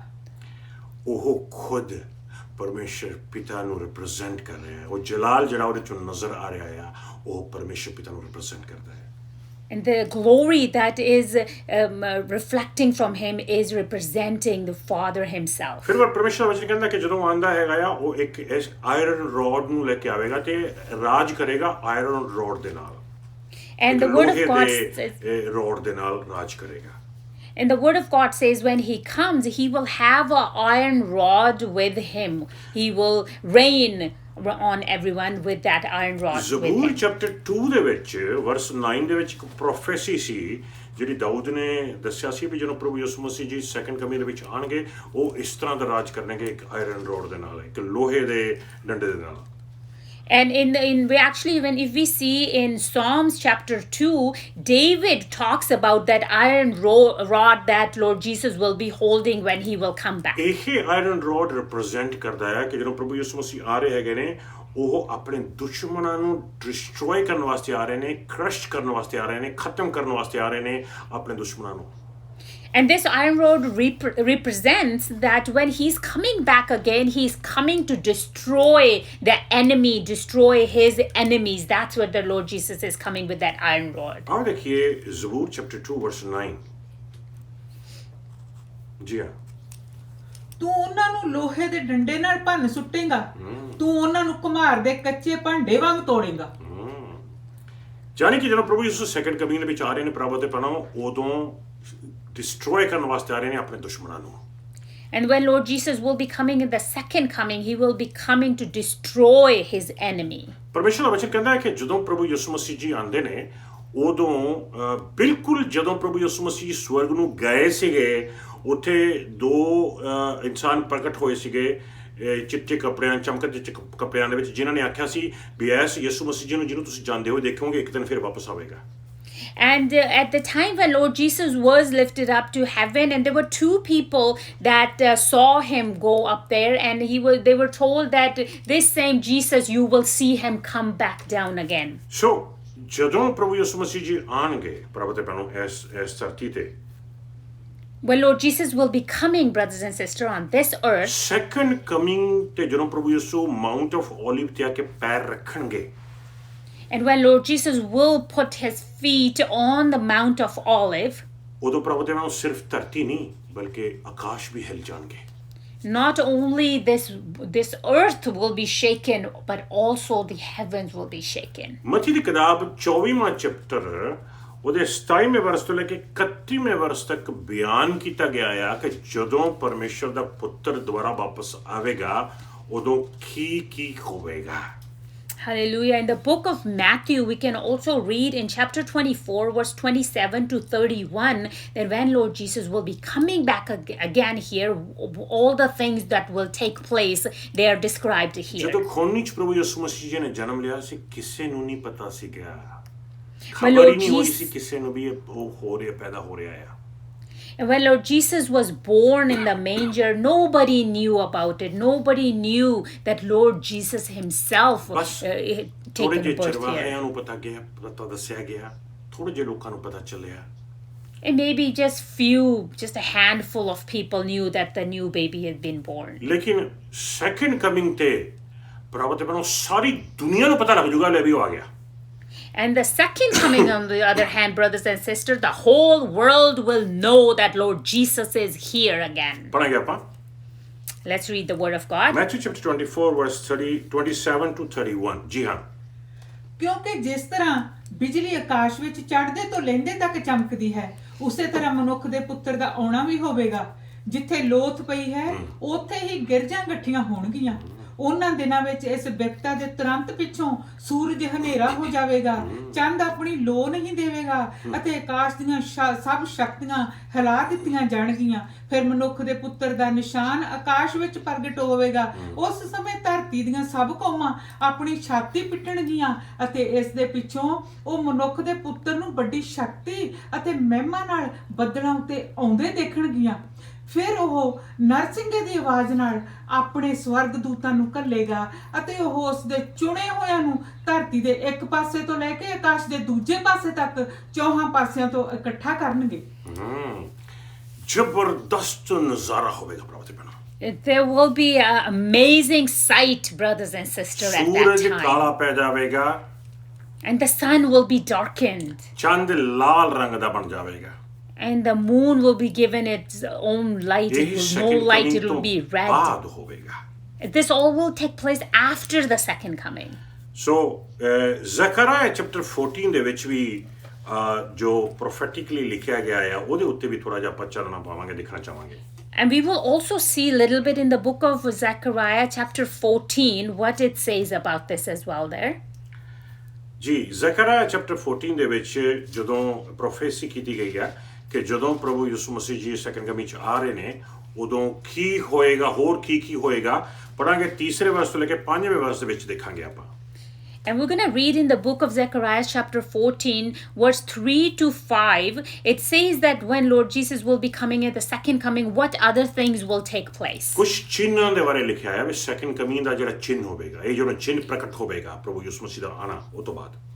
And there's some signs that it talks about that after the second coming. So we're going to read that. ਜੀ ਹਾਂ, ਤਦ ਪ੍ਰਭੂ ਜਾ ਕੇ ਉਹਨਾਂ ਨਾਲ ਲੜੇਗਾ ਜਿਸ ਤਰ੍ਹਾਂ ਉਹ ਗੁਜ਼ਰ ਚੁੱਕੇ ਕਾਲ ਵਿੱਚ ਲੜਿਆ ਸੀ। ਪ੍ਰਭੂ ਜੈਤੂਨ ਦੇ ਪਹਾੜ ਉੱਤੇ ਖੜਾ ਹੋਵੇਗਾ ਜੋ ਯਰੂਸ਼ਲਮ ਦੇ ਪੂਰਬ ਵੱਲ ਹੈ। ਤਦ ਜੈਤੂਨ ਦਾ ਪਹਾੜ ਪੂਰਬ ਤੋਂ ਪੱਛਮ ਵੱਲ ਪਾਟ ਕੇ 2 ਹਿੱਸਿਆਂ ਵਿੱਚ ਵੰਡਿਆ ਜਾਵੇਗਾ ਅਤੇ ਉੱਥੇ ਇੱਕ ਵੱਡੀ ਵਾਦੀ ਬਣ ਜਾਵੇਗੀ। ਅੱਧਾ ਪਹਾੜ ਉੱਤਰ ਦੇ ਪਾਸੇ ਅਤੇ ਅੱਧਾ ਦੱਖਣ ਵੱਲ ਚਲਾ ਜਾਵੇਗਾ। ਤੁਸੀਂ ਇਸ ਵਾਦੀ ਦੇ ਵਿੱਚੋਂ ਦੀ ਜੋ ਪਹਾੜ ਦੇ ਦੋਹਾਂ ਹਿੱਸਿਆਂ ਦੇ ਵਿਚਕਾਰ ਹੋਵੇਗੀ ਨੱਠੋਗੇ, ਜਿਸ ਤਰ੍ਹਾਂ ਤੁਹਾਡੇ ਪੁਰਖੇ ਯਹੂਦਾ ਦੇ ਰਾਜਾ ਉਜ਼ੀਆ ਦੇ ਰਾਜਕਾਲ ਵਿੱਚ ਆਏ ਭੁਚਾਲ ਸਮੇਂ ਨੱਠੇ ਸਨ। ਤਦ ਪ੍ਰਭੂ ਮੇਰਾ ਪਰਮੇਸ਼ਰ ਆਪਣੇ ਪਵਿੱਤਰ ਜਨਾਂ ਨਾਲ ਆਵੇਗਾ। ਵਾਓ, ਦੁਬਾਰਾ ਫਿਰ ਇੱਥੇ ਉਹ ਜ਼ਿਕਰ ਆ ਗਿਆ, ਆਪਣੇ ਪਵਿੱਤਰ ਜਨਾਂ ਨਾਲ ਆਵੇਗਾ। And again it talks about that he will be coming with his holy ones. ਪ੍ਰਭੂ ਦੇ ਬਿਨਾਂ ਹੁਣ 2 ਪੀਟਰ ਚੈਪਟਰ 3 ਵਰਸ 10 ਦੇ ਵਿੱਚ ਆਪਾਂ ਜਾਵਾਂਗੇ ਤੇ ਦੇਖਾਂਗੇ ਕਿ ਜਦੋਂ ਪ੍ਰਭੂ ਯਿਸੂ ਮਸੀਹ ਜੀ ਮੈਂ ਤੁਹਾਨੂੰ ਦੱਸਿਆ ਕਿ ਜਦੋਂ 7 ਸਾਲ ਦੇ ਟ੍ਰਿਬਿਊਲੇਸ਼ਨ ਤੋਂ ਬਾਅਦ ਪ੍ਰਭੂ ਯਿਸੂ ਮਸੀਹ ਜੀ ਦਾ ਆਣਾ ਹੋਵੇਗਾ ਸੈਕੰਡ ਕਮਿੰਗ ਜਿਹਨੂੰ ਕਹਿੰਦੇ ਹੈਗੇ ਨੇ And as I mentioned, that after the 7 years when Lord Jesus will be coming again, which is called the second coming, ਲੇਕਿਨ ਉਸ ਦਿਨ ਨੂੰ but that particular day, ਪਰਮੇਸ਼ਰ ਦਾ ਵਚਨ ਪ੍ਰਭੂ ਦਾ ਦਿਨ ਆਖਦਾ ਆ the Word of God calls that particular day as a day of the Lord. ਆਓ ਪੜਾਂਗੇ Let's second read Peter that chapter again. 3 verse 10 Amen. ਜੀ ਹਾਂ ਪ੍ਰਭੂ ਦਾ ਦਿਨ ਚੋਰ ਦੇ ਵਾਂਗ ਆਵੇਗਾ ਉਸ ਸਮੇਂ ਆਕਾਸ਼ ਵੱਡੀ ਗਰਜਨ ਦੀ ਆਵਾਜ਼ ਨਾਲ ਖਤਮ ਹੋ ਜਾਣਗੇ ਅਤੇ ਬਾਕੀ ਆਕਾਸ਼ੀ ਚੀਜ਼ਾਂ ਵੀ ਤਪਸ਼ ਦੇ ਨਾਲ ਪਿਘਲ ਜਾਣਗੀਆਂ ਫਿਰ ਧਰਤੀ ਅਤੇ ਇਸ ਦੇ ਸਾਰੇ ਕੰਮ ਵੀ ਪ੍ਰਗਟ ਹੋ ਜਾਣਗੇ ਹੁਣ ਇੱਥੇ ਦੁਬਾਰਾ ਫਿਰ ਮੈਂ ਦੱਸਣਾ ਚਾਹਾਂਗਾ ਜੋ ਸੈਕੰਡ ਕਮਿੰਗ ਦੀ ਗੱਲ ਹੁੰਦੀ ਹੈ ਉਹ ਨਾਲ ਸੀਕ੍ਰੀਟ ਕਮਿੰਗ ਵੀ ਨਾਲ ਗੱਲ ਹੁੰਦੀ ਹੈਗੀ ਆ ਸੋ And when it talks about the second coming, it talks about the secret coming, and this is what is talked about in 2 Peter chapter 3 verse 10. ਸੋ ਪ੍ਰਭੂ ਯਿਸੂ ਮਸੀਹ ਦੇ ਆਉਣ ਤੋਂ ਬਾਅਦ ਪ੍ਰਭੂ ਯਿਸੂ ਡਿਸਟਰੋਏ ਕਰੇਗਾ ਬਹੁਤ ਸੇ ਲੋਕਾਂ ਨੂੰ ਤੇ ਬਹੁਤ ਸੇ ਨੇਸ਼ਨਸ ਨੂੰ ਵੀ And a lot of nations will be destroyed at that time, at the second coming of Lord Jesus Christ. ਉੱਥੇ ਇੱਕ ਬੈਟਲ ਲੱਗੇਗੀ ਇੱਕ ਯੁੱਧ ਲੱਗੇਗਾ ਜਿਹਨੂੰ ਅਰਮਾਗਾਡਨ ਦਾ ਯੁੱਧ ਕਿਹਾ ਜਾਂਦਾ ਆ And there will be a war taking place, which is called the War of Armageddon. ਅਰਮਾਗਾਦੂਨ ਵੀ ਕਹਿੰਦੇ ਹੈਗੇ ਨੇ ਕਈ And the people pronounce it different ways as well. ਉਸ ਤੋਂ ਬਾਅਦ ਉਹ ਯੁੱਧ ਨੂੰ ਵੀ ਪ੍ਰਭੂ ਯਿਸੂ ਮਸੀਹ ਡਿਸਟਰੋਏ ਕਰ ਦੇਣਗੇ ਉਸ ਤੋਂ ਬਾਅਦ ਇੱਕ ਦੂਸਰਾ ਯੁੱਧ ਉਸ ਸਮੇਂ ਹੋਵੇਗਾ ਜਿਹਨੂੰ ਆਦੂਮ ਦਾ ਯੁੱਧ ਆਖਿਆ ਜਾਂਦਾ ਆ ਉਹਦੇ ਉੱਤੇ ਵੀ ਪ੍ਰਭੂ ਯਿਸੂ ਜਿੱਤ ਪ੍ਰਾਪਤ ਕਰਨਗੇ And at that time, when this war will be over, there will be a second war taking place, and Lord Jesus Christ will also be the victorious one on that second war as well. ਦੂਸਰੀ ਜਿਹੜਾ ਨਾਮ ਹੈਗਾ ਆ ਉਹਨੂੰ battle of ਐਡੋਮ ਕਹਿੰਦੇ ਹੈਗੇ ਨੇ Battle of Edom is called the second war. ਤੀਸਰਾ ਜਿਹੜਾ ਹੈਗਾ ਆ ਉਹਨੂੰ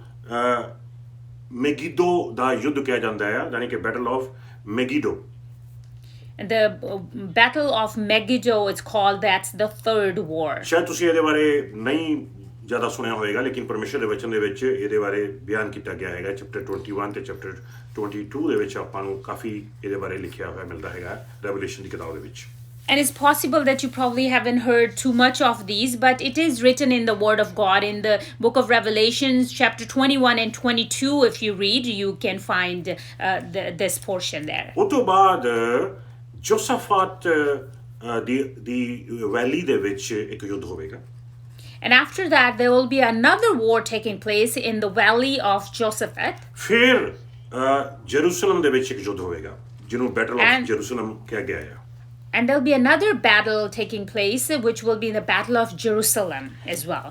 ਸੋ ਇਹਨਾਂ ਯੁੱਧਾਂ ਤੋਂ ਬਾਅਦ ਬਹੁਤ ਸੇ ਲੋਕ ਜਿਹੜੇ ਹੈਗੇ ਨੇ ਉਹ ਮਾਰੇ ਜਾਣਗੇ A lot of people will be killed in those battles. ਫਿਰ ਇਹ ਤੋਂ ਬਾਅਦ ਬਚਨ ਆਖਦਾ ਹੈ ਕਿ ਉਸ ਸਮੇਂ ਕੀ ਹੋਵੇਗਾ ਗ੍ਰੇਟ ਸੱਪਰ ਆਫ ਗੋਡ ਹੋਵੇਗਾ ਯਾਨੀ ਕਿ ਪਰਮੇਸ਼ਰ ਦਾ ਇੱਕ ਖਾਸ ਭੋਜ ਹੋਵੇਗਾ ਉਸ ਸਮੇਂ ਰੱਬ And the then the Bhoj word of God says that after all that, there will be a great supper will be taken place. ਯਾਨੀ ਕਿ ਸਾਰੇ ਜਾਨਵਰ ਜਾਂ ਜਿਹੜੇ ਉੜਨ ਵਾਲੀਆਂ ਗਿਲਜਾਂ ਨੇ ਉਹ ਆ ਕੇ ਖਾਣਗੀਆਂ ਲੋਕਾਂ ਦਾ ਮਾਸ And at that time, a lot of animals and birds will be coming all around because there will be a destruction. A lot of people will be killed, so they will be eating the flesh of all those dead people. ਉਸ ਸਮੇਂ ਤੋਂ ਬਾਅਦ ਪ੍ਰਭੂ ਤੇ ਭੈਣੋ ਐਂਟੀਕ੍ਰਾਈਸਟ ਨੂੰ ਤੇ false profit ਨੂੰ ਜਿਉਂਦਿਆਂ ਨੂੰ ਹੀ ਨਰਕ ਦੀ ਅੱਗ ਦੇ ਵਿੱਚ ਸਿੱਟ ਦਿੱਤਾ ਜਾਵੇਗਾ And at that time, brothers and sisters, Antichrist and the false prophet, they will be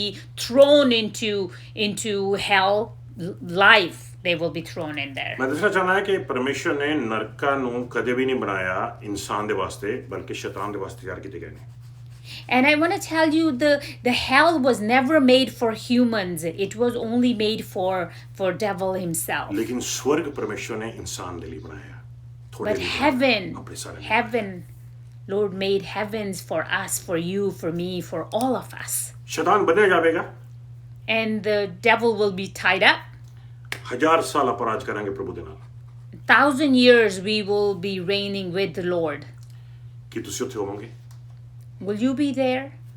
ਜੇ ਅੱਜ ਆਪਾਂ ਪ੍ਰਭੂ ਨੂੰ ਚੰਗੀ ਤਰ੍ਹਾਂ ਫੜ ਲਈਏ If today we get hold of the Lord Jesus very ਆਪਣੇ strongly ਪਾਪਾਂ ਤੋਂ ਮਾਫੀ ਮੰਗੀਏ ਤੌਬਾ ਕਰੀਏ and we ask for forgiveness of our ਕਿ ਉਹਦੀ sins and let's ਕਿਰਪਾ ਤੇ repent ਦਇਆ ਨੂੰ ਪੁਕਾਰੀਏ and let's call upon His mercy and ਤਾਂ ਕਿ grace ਜਦੋਂ ਦੀ ਸੀਕ੍ਰੀਟ ਕਮਿੰਗ ਆਵੇ ਰੈਪਚਰ ਹੋਵੇ ਉਦੋਂ ਆਪਾਂ ਵੀ ਚੱਕੇ ਜਾਈਏ so that when the secret coming happens, when the rapture happens, so we will too be lifted up with Him. ਆਓ ਪ੍ਰੇ ਕਰਾਂਗੇ Let's all pray together.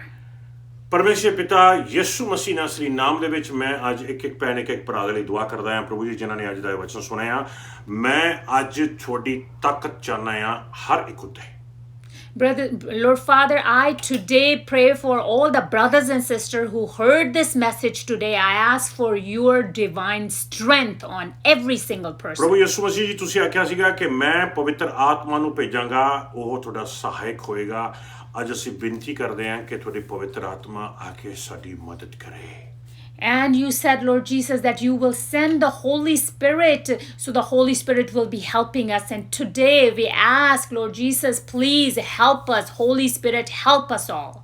ਯਿਸੂ ਨਾਮ ਦੇ ਵਿੱਚ ਮੰਗਦੇ ਹਾਂ In the name of Jesus we pray. Amen Amen. Amen Amen. God bless you ਸਾਰਿਆਂ ਨੂੰ God bless you, all of them, all of you, ਇਹ brothers ਜਿਹੜਾ and sisters. ਖਾਸ ਖਜ਼ਾਨਾ ਪ੍ਰਭੂ ਨੇ ਆਪਾਂ ਨੂੰ ਦਿੱਤਾ ਆ ਇਹਨੂੰ ਸੰਭਾਲੀ ਰੱਖੀਏ And this precious treasure that Lord has given us, let's keep it safe. ਜੈ ਮਸੀਹ ਦੀ God bless you all.